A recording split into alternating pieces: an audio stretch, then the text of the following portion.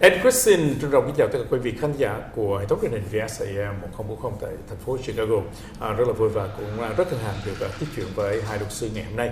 Đó là Christina Coleman và luật sư Mike. Mời tất cả quý vị cùng theo dõi phần talk show về luật và đời sống. Please welcome to our program. Hello, Mike and Christina. How are you doing today? Doing well. Thanks for having us on the show. Yes. Yeah, no, great. Thanks. It's great to be back. Welcome to our programs. Please say hello to your new plans and your new communities. Well, good afternoon, everyone. Hope you're well. Hi, my name is Mike Agris. I'm the managing partner at Agris Law Firm, and I'm excited Christina's on the show again to talk about immigration. Yes. Part 2. All right. Okay. Are you ready? We got a lot of questions today. First of all, on behalf of the television VSAM 1040 Chicago, we do appreciate your time and your patience because we got a lot of issues that we don't understand and we need to learn from your expertise here. The first question we're talking today about the immigration law.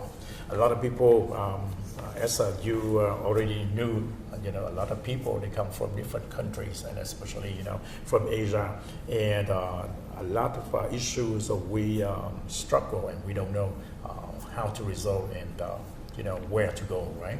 So this program hopefully get people to understand more the process, which one is the right way to get the right visa and immigrant the proper way, not illegally, right? So please introduce a little bit of yourself, how long you've been in the business, and what is your accomplishment. Great. Well, thank you again for having me. My name is Christina Coleman, and I'm the owner and founder of RC Immigration. We handle only immigration. That's all we do. U.S. immigration, so that's people coming into the country. And whether it's getting a work card or a green card or becoming a U.S. citizen, we handle a variety of different types of immigration matters. Okay. Chào tất cả quý vị, và hôm nay đó là một chương trình rất đặc biệt, lần thứ hai, the second time. Bà luật sư Christina Coleman với văn phòng đó là RC Immigration LLC đến với chương trình của chúng ta để giải thích lý do bà cộng tác với chương trình và cũng như là bà là ai, thì cho biết bà đã làm việc trong một cái tổ hợp luật sư đó là RC Immigration nhiều năm, ít nhất là phải 7 năm, và hôm nay bà sẵn sàng đến đây để chia sẻ tất cả những cái luật về mình làm thế nào để mình di dân và mình trở thành một người công dân US citizen, tức là mình trở thành một người công dân Mỹ, cũng như mình có thể đến đây để làm việc. Yes, thank you very much for your introduction and Sure, and I think what's important about what Christina said before we get on to the next question is how she specializes in immigration, and that's all she does. Yes. It's such a specific area of law, like we do personal injury, she does, Christina does immigration, and I think that's important that you want to go to someone who knows exactly what they're doing. So we don't do immigration, and we rely on Christina for immigration cases, and I think for the viewers, that's really important to know. They don't want to go to someone who's necessarily a jack of all trades. Vâng, luật sư Mike cũng vừa chia sẻ về tổ hợp của văn phòng Immigration Law Firm và cũng như là RC Immigration Law Firm. Mỗi một người đều có một chuyên ngành. Luật sư Mike là chuyên ngành về tai nạn đụng xe và những cái sự kiện mà xảy ra cá nhân, individual tức là cá nhân. Thì tất cả quý vị cũng theo dõi chương trình trong suốt nhiều tháng qua đã hiểu rõ cái vị trí của luật sư Mai, đó là chuyên môn về vấn đề mà tai nạn xe cộ, và bà luật sư Christina Coleman là chuyên về immigration, tức là về những cái luật di trú. Khi nói đến di trú thì đó phần đông là người Việt Nam sang Hoa Kỳ này, đó là theo cái diện thứ nhất là mình có thể đi theo chồng, theo vợ, đi làm việc hoặc là tị nạn vân vân. Đó thì bà là chuyên về vấn đề immigration, di dân. Cho nên nếu mà tất cả quý vị có câu hỏi nào đấy thì quý vị có thể liên lạc với văn phòng, thì văn phòng sẽ trả lời tất cả những câu hỏi cho tất cả quý vị. Yes. Please. Thanks, Mike, for adding that too. And one thing I would just also add is that I'm actually an immigrant myself. I grew up in Canada and So although it's a little less traumatic than coming from Asia, it still was a lot. I came here as a graduate student to go to school, and after graduate school, I was approved for an H-1B visa. I had an F-1, I had a J-1, I had all the alphabet soup of visas, we like to call it. Then eventually I got my green card, and about 5 years later, I became a citizen. So it was a while ago, but still, I have been through the process, and I do find that, it's easier to empathize with people, and understanding it can be a very anxiety-inducing process. So that's something extra that I bring to the table also. All right, that's excellent, right? Bà luật sư Christina Coleman vừa chia sẻ về cái tiểu sử của bà, thì bà cũng là một người di dân. Bà di dân từ ở bên Canada, và bà là graduate student, tức là bà sang này để học chương trình cao học, và sau khi học xong thì bà đã có bà phải cũng như là mình gọi là apply đó, mình phải có tất cả những visa, như H1 visa, xong rồi F1 visa, xong rồi J1 visa, vân vân. Thì những cái điều đó là bà đã trải nghiệm qua những cái process, như là mình làm thế nào để mình được những cái visa đó, và sau 5 năm ở lại đó thì bà đã hành nghề và bà đã trở thành công dân Mỹ. It's very interesting, your story, right? So you are expert because you know what step to take, right? From one visa to next visa, and finally you become U.S. citizen, right? That's amazing, right? Is that how you became interested in immigration law? Yes, I will say that actually, initially, growing up, I had no intention of ever being a lawyer. I was going to be a professor of medieval studies. Middle Ages, Chaucer. I actually went to Yale to do a PhD in early English literature. And that's how I wound up down here. It's a long story that I won't bore you with the details, but eventually I decided I wanted to have a little bit more of an immediate impact in people's lives. The research the solitary nature of a lot of the research. So changed course, and in the course of it, I started working for an immigration law firm, where I worked for about 5 years, and finally thought I should go to law school, and then the rest is history. But so it was everybody has their own path. So that's how I got onto immigration, though, and once I did, it definitely resonated, and that's been my. Wow, that's an excellent story, right? I need to learn from you. Okay. Vâng, bà luật sư Christina Coleman vừa kể một cái chuyện ngắn, lý do nào mà bà đã interesting, tức là bà thích vào trong cái ngành law, và bà đã trở thành một luật sư về immigration. Là bà cho biết là khi mà bà sang Mỹ để bà học, bà muốn trở thành một người giáo sư đại học, và bà học ở tại trường Yale. Thì trên xứ Mỹ này nó có những cái trường rất là lớn nổi tiếng. Yale là một trong những trường nổi tiếng về luật, và sau cùng bà đã quyết định sau 5 năm học, và bà đã trở thành một người luật sư về chuyên ngành về immigration, về di dân, di trú. Yes. Please. So for the viewers, I'm sure they're interested. How do you come to the U.S. to go to school, and then how do you come to the U.S. to work? It's a different process, obviously, for both, but in both cases, the similarity is that you do need a sponsor. So if you're coming for school, you will need an entity, a university typically, that is authorized to issue the right documentation so that you can get what's called an F1 or student visa. And universities are pretty good. They have international student offices, most of them, who will help you get the piece of paper that you need. It's actually called an I-20. Right. And then you will make an appointment at the embassy. And even though there's a big backlog of cases at the embassies, they are prioritizing student visas because they know you can't wait 4 years to start. You need to get here to do your degree or wherever you are at. So that's how you would come for school. Right. Even though you are a Canadian citizen, in order to come to U.S., you still need the visa. Yes, it's a slight difference, but it's super technical, and basically the answer to that is yes. Yes, okay.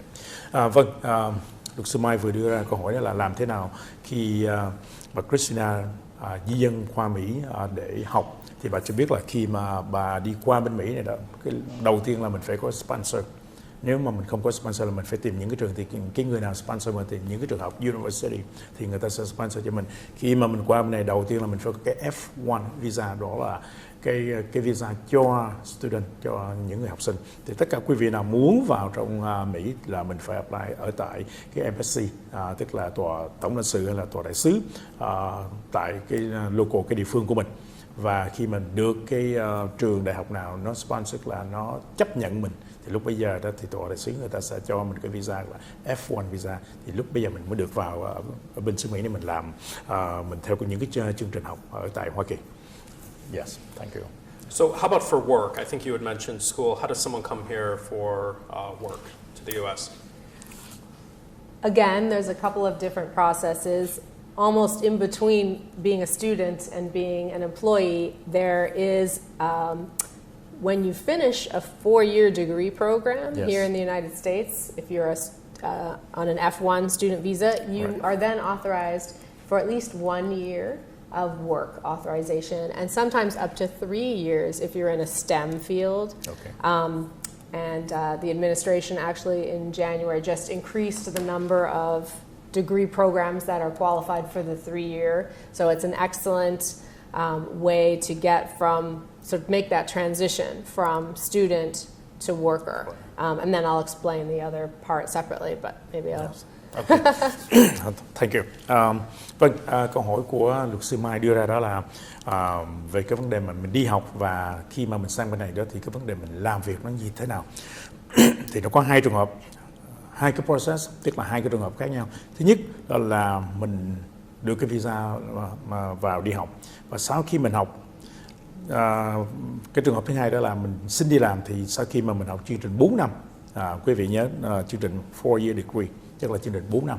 Thì nếu mà mình theo chương trình cái visa F1 4-year degree, thì mình sau khi mình học được 3 năm, thì lúc bây giờ mình có thể transition, tức là mình chuyển từ cái visa học sang cái visa để mình làm việc. Nhưng mà mình phải học ít nhất phải được 3 năm, 1 cho tới 3 năm là mình phải complete, mình hoàn toàn mình phải học được 3 năm, và đến cái năm thứ tư thì mình bắt đầu mình apply để mình xin chuyển cái visa sang một cái visa mới, đó là cái visa để mình làm việc. Yes.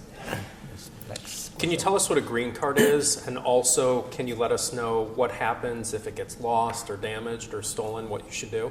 Sure. And we can come back to how you get here for work before you would ever get a green card. Sure. Let's talk about a green card, though. A green card, Yes. which is called a green card, they used to be issued on green paper.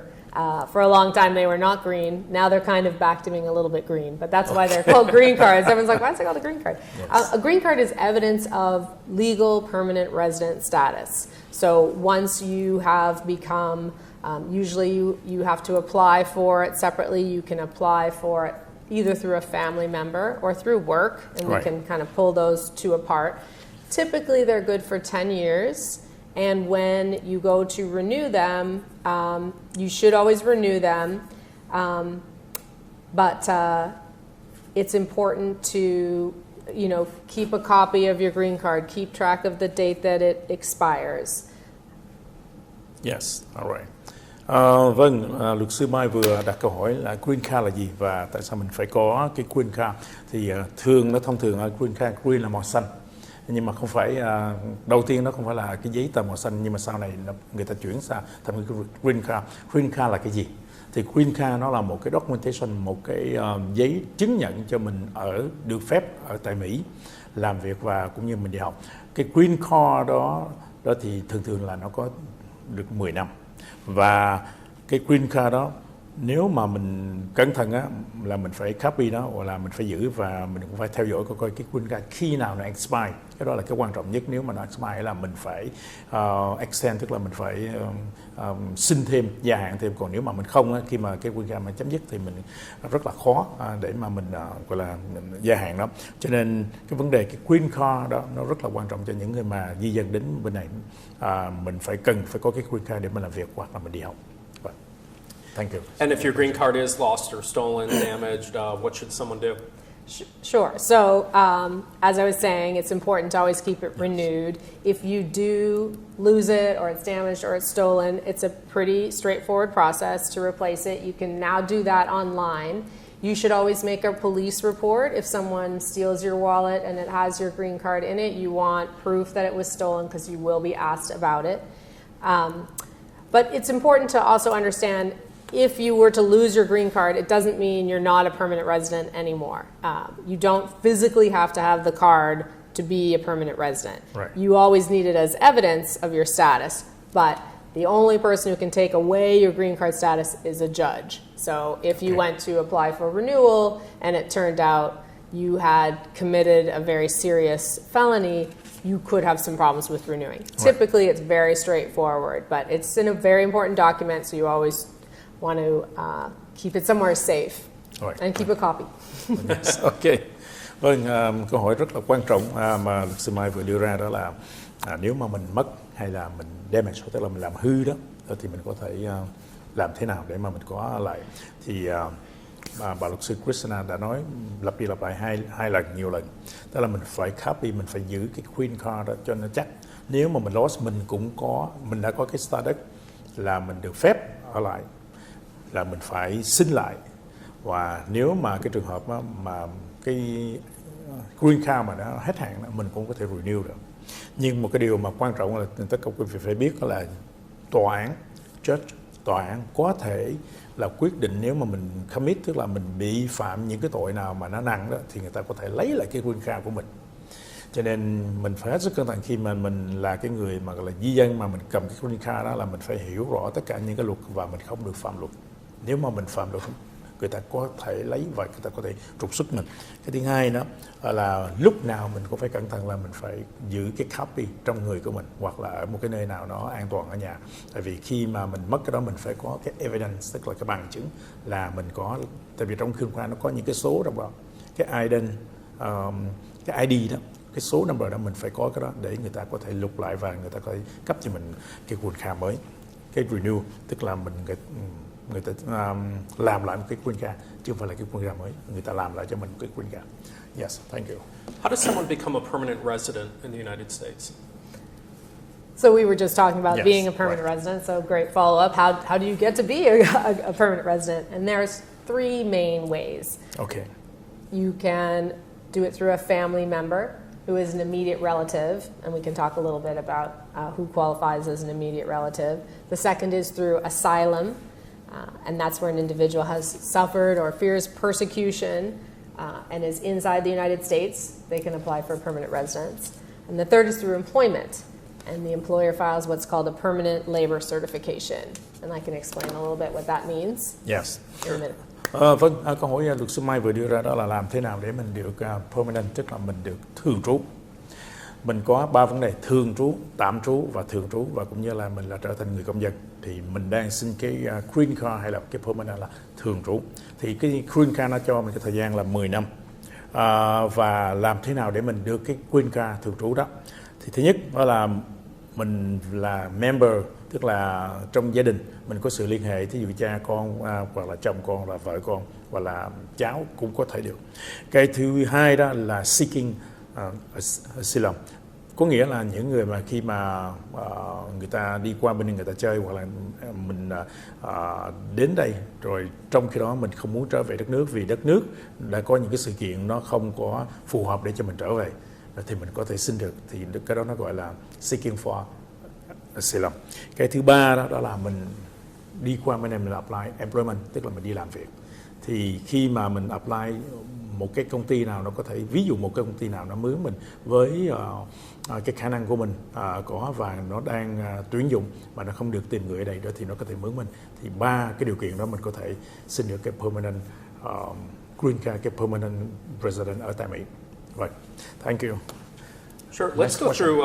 Let's go through each of the 3 scenarios. If you can give a few more details. So, as far as becoming a permanent resident in the U.S. through a family member, if you can give us a little bit more detail on that process. Certain family members can be sponsored. So, as a permanent resident yourself, you're allowed to sponsor certain family members, spouse, and children under 21. So once you get your green card, if you had a spouse and a child abroad, you could petition for them. If you were to get married, you're here, you would be able to petition your spouse if they weren't already a green card holder. And as a U.S. citizen, you can sponsor what is considered immediate relatives. So parents, children, spouses, and siblings. And these are considered immediate relatives. People always want other family members to be eligible to sponsor, but unfortunately, no granny, no grandpa, no uncle, no aunt, they're not eligible to sponsor anyone. So it's a small circle when we're talking about sponsorship. Yeah, it's definitely pretty limited, and even more limited for green card holders than U.S. citizens. U.S. citizens get to bring their brothers and sisters. Right. Vâng, câu hỏi vừa đưa ra đó là luật sư Mai muốn đi tìm hiểu nhiều về gọi là làm thế nào để mình sponsor, và nó có cái limit, tức là cái giới hạn.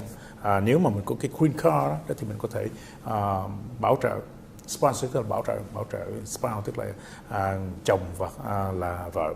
Cái thứ hai là những đứa con under 21, dưới 21 tuổi. Quý vị nhớ là những đứa con children là phải dưới 21 tuổi thì mình có thể sponsor nếu mình có green card.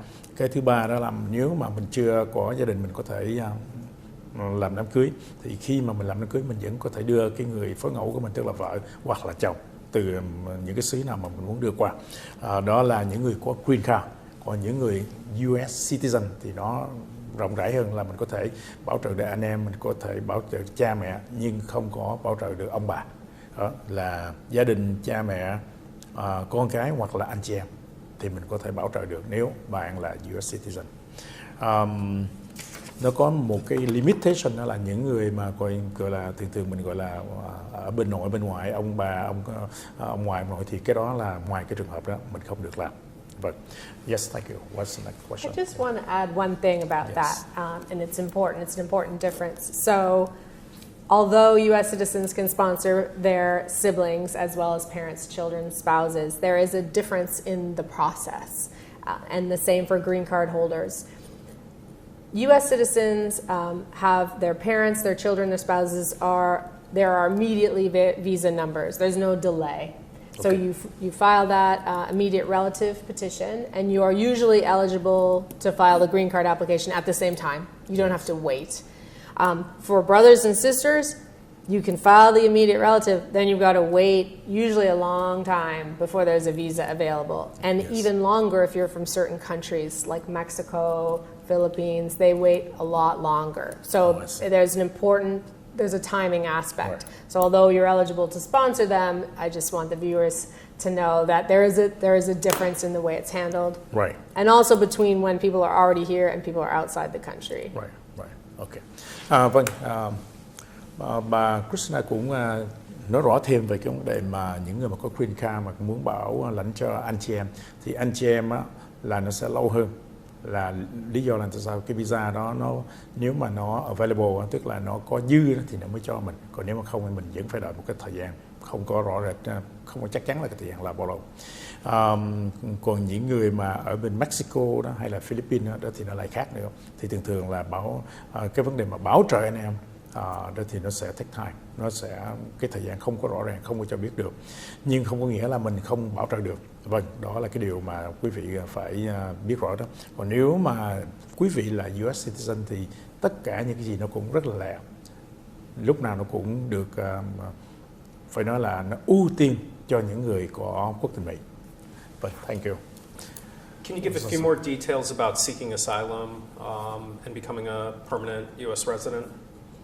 So our firm specializes within our specialization, and we chiefly do employment-based and certain family-based. Asylum law is a very special creature unto itself. We do not handle asylum cases. I have a wonderful network of people I can refer them to. But in general, and Andy and I were just chatting about this before we started the show today. What is the difference between an asylum and a refugee? Andy was asking me. So asylum, you are already inside the United States. So somebody who comes in and then fears returning to their home country because they're afraid of persecution or war or other reasons why they can't go back. Yes. You usually have to be here for at least a year before you can make the asylum claim. Don't quote me on that.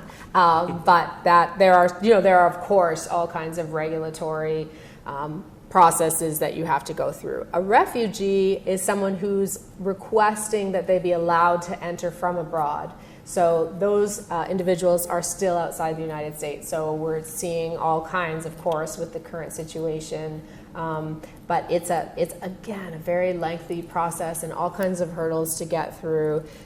There is a United Nations High Commission on Refugees. I know they're working, but it's obviously heartbreaking what is happening in the Ukraine.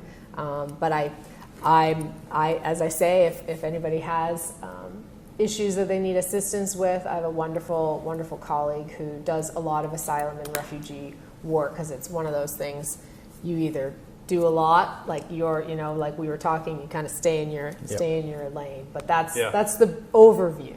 Yes. Okay. Sorry, I was too long. No, that's all right. I think I get it. Okay. I got more question for you about refugee as well, but let me translate. Okay. Your answer. Vâng, luật sư Mai vừa đặt một câu hỏi rất là hay là về vấn đề những người tị nạn. Tị nạn nó có hai trường hợp, nó gọi là Asylum và Refugee. Thì trong cái trường hợp mà những người mà người ta đang ở Mỹ rồi, có nghĩa là người ta đang sang Mỹ vì bất cứ một cái lý do nào hay là cái visa nào ta ở Mỹ rồi, thì người ta sợ người ta trở về, người ta bị cũng như là bị bắt bớ cầm tù vân vân, thì người ta có thể apply, người ta xin cái tị nạn. Nó cũng là cái tị nạn nhưng mà nó gọi là Asylum. Đó là những người đang ở trong Mỹ. Còn những người mà đang ở bên xứ ngoài đó thì thí dụ như ở bên Việt Nam, hay là Ukraine bây giờ là người ta phải đi sang những cái xứ kia lân cận, thì người ta cũng có thực quyền để xin tị nạn vào Mỹ. Nhưng mà cái đó nó là một cái process rất là lâu, chứ không phải là nó đơn giản. Thank you for your answer about the refugee and the different. And now I understand very clearly. But my question is, who sponsor for the refugee or the asylum? Do we or someone need the sponsor? As far as I'm aware, you're able to self-sponsor. So you can make the petition, the request on your own. There may be an advantage to having individuals who are willing to sign maybe an affidavit of financial support or speak to your character. An asylum case is a lot of work to put together, and so you do need all kinds of character references and people who can corroborate your story. So it is a complex area of law, but having someone who really practices that on a frequent basis is what you want to make sure that you have if you're going to move forward with an asylum petition. And the timing, I know there is a 1 year. I can't, I honestly don't remember whether it's you have to file in less than a year. So definitely let me know if there's if anybody has a request. I'd be happy to share the information of my wonderful colleague. Okay, all right, thanks.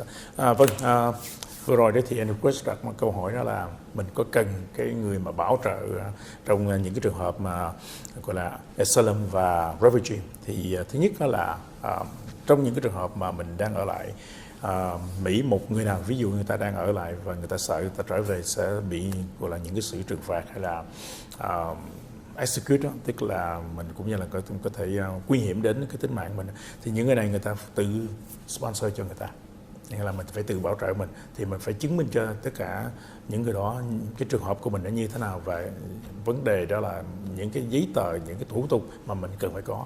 Thì bà luật sư Christina sẵn sàng sẽ chia sẻ có là những cái thủ tục nào mình cần phải làm và mình cần phải có để trước khi mà mình xin được tị nạn đó. Còn những cái trường hợp mà những người ở bên ngoài abroad giống như ở trong chiến tranh thì chắc chắn là nó sẽ có những cái trường hợp rất là đặc biệt được chính phủ Mỹ cũng như là những hội từ thiện hay là bất cứ một cái cơ quan nào nó có thể bảo trợ cho mình, và chắc chắn là mình phải có cái vấn đề mà sponsor, tức là bảo trợ. Còn nếu mà không có thì người ta sẽ giúp cho mình làm thế nào để mình tìm cái cách mình tìm được cái bảo trợ. Yes, thanks for your answer about the asylum and this refugee. Okay, my personally, I was not anymore. I'm a U.S. citizen right now, but I was a refugee. Okay, for both people, but I couldn't get any sponsor. So finally I had to get a sponsor from my brother. So yeah. Because by the time we was in Thailand, it's not easy to communicate with the U.S. Embassy or the people outside of the Thailand. It's very tough. Another question, when you mentioned about the immigration, especially for refugee, how do we know? And because there's a special process for the war refugee. For example, right now, the people in Ukraine, they go across the border in Poland or around that country. How do they know where and what should they apply? Right. I mean, that's a tough thing to know. I know the embassies in neighboring countries are trying to assist people who, some people fleeing Ukraine already had sponsors in place, family sponsors, so they're processing some of those visa interviews at Frankfurt in Germany. Yes. The embassy is obviously closed in the Ukraine. Right. So, they're trying to get the word out. The Department of State, which is the agency that governs the embassies, certainly is trying to assist as much as they can. Right. I know USCIS has made Ukraine a country with temporary protected status. So anybody here who's been here since March the 1st, who's from the Ukraine, even if their visa is expiring, their I-94 is expiring, they can apply for a special status called TPS, or temporary protected status, that the government will issue in cases of national disaster, for example, or people from Haiti, Sudan, Libya, Venezuela. So it's called TPS. And so any Ukrainian who is here now and has been here since the 1st of March can apply for TPS. Okay. And that's huge that they had to obviously allow that. But so there are measures being taken to try to assist people, but it's a lot. Yeah. So basically, it doesn't matter what, people, when they escape their country, they must go to U.S. Embassy somewhere, right? Or at least communicate with people in the country they've gone to sort of ascertain what options they have. I know in Poland there have been a lot of refugees, going to Poland and sort of going through the channels there. But again, I'm probably not the best person to address these because it's not something that I know well, but I'm aware of it through our professional, like the whole thing with the Frankfurt embassy helping with the interviews. So, and people who are in the U.S. trying to help their relatives should, if they want to reach out to attorneys who specialize in refugee and asylum work. I mean, it's really probably going to be more of a refugee issue. But I would recommend that. Yeah, thanks. Câu hỏi Andy Chris vừa đưa ra nó có liên hệ với vấn đề war refugee, tức là những người tị nạn chiến tranh. Và hiện tại ví dụ như ở tại Ukraine thì những người mà tị nạn người ta đi sang cái border, tức là người ta chạy sang ở bên Ba Lan hay là bên Đức, Germany, tức là Đức, Poland, Ba Lan, thì những người mà đã có cái visa mà trước đó người ta đã apply rồi, người ta đã xin trước rồi, thì người ta có thể dùng cái visa để người ta vào Mỹ một cách nó hợp lệ. Còn những người mà ta đang ở tại Hoa Kỳ thì người ta có thể xin cái vấn đề tị nạn rất là dễ.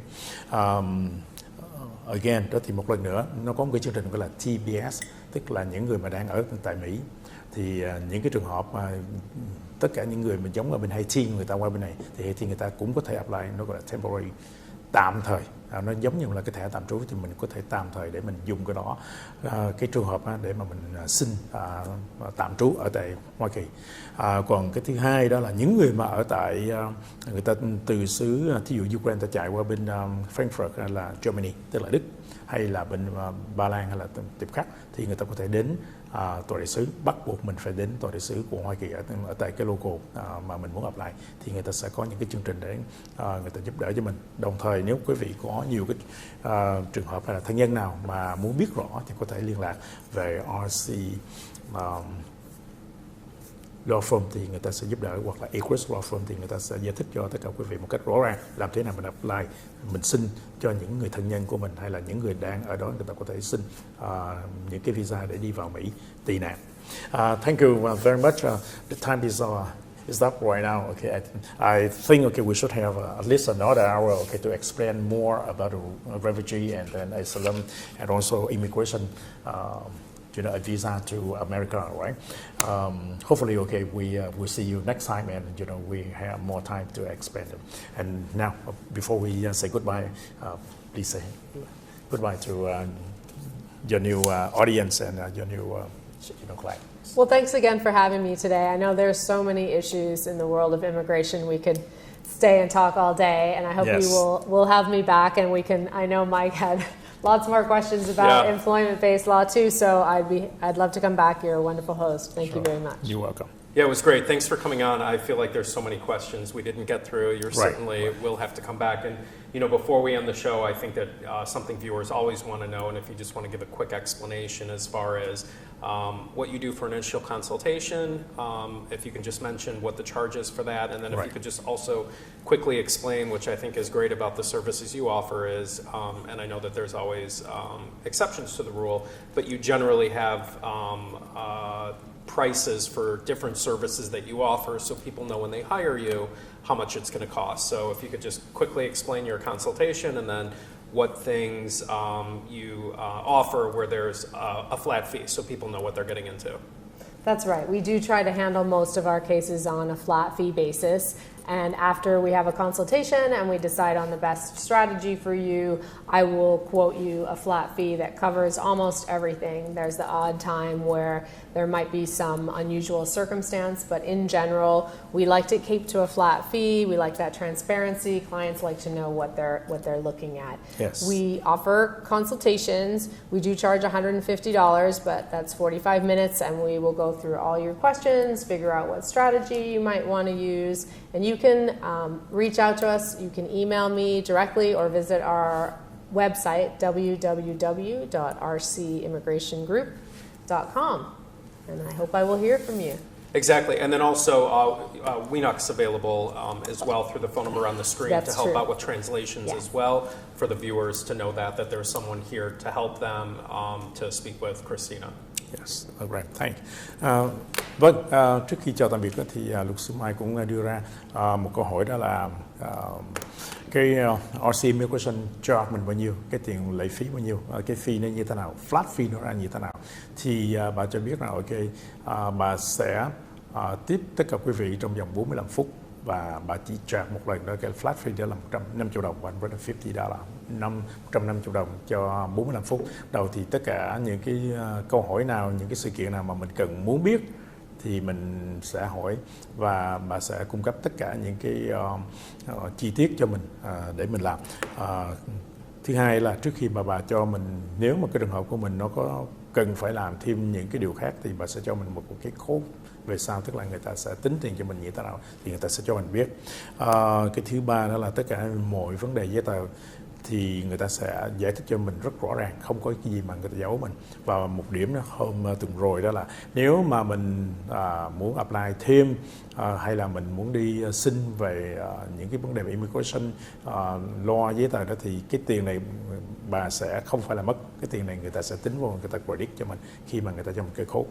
Và thì nếu mà quý vị nào có bất cứ câu hỏi này thì có thể email về thẳng cho bà, đó là ccoleman@rcimmigrationgroup.com, hoặc là cái số phone nằm ở trên screen, quý vị có thể gọi, hoặc là cho Across Law Firm. Thì luật sư Mai cũng như là văn phòng office của Across Law Firm sẽ giúp đỡ cho tất cả quý vị những câu hỏi và những cái trường hợp nó liên can về vấn đề immigration.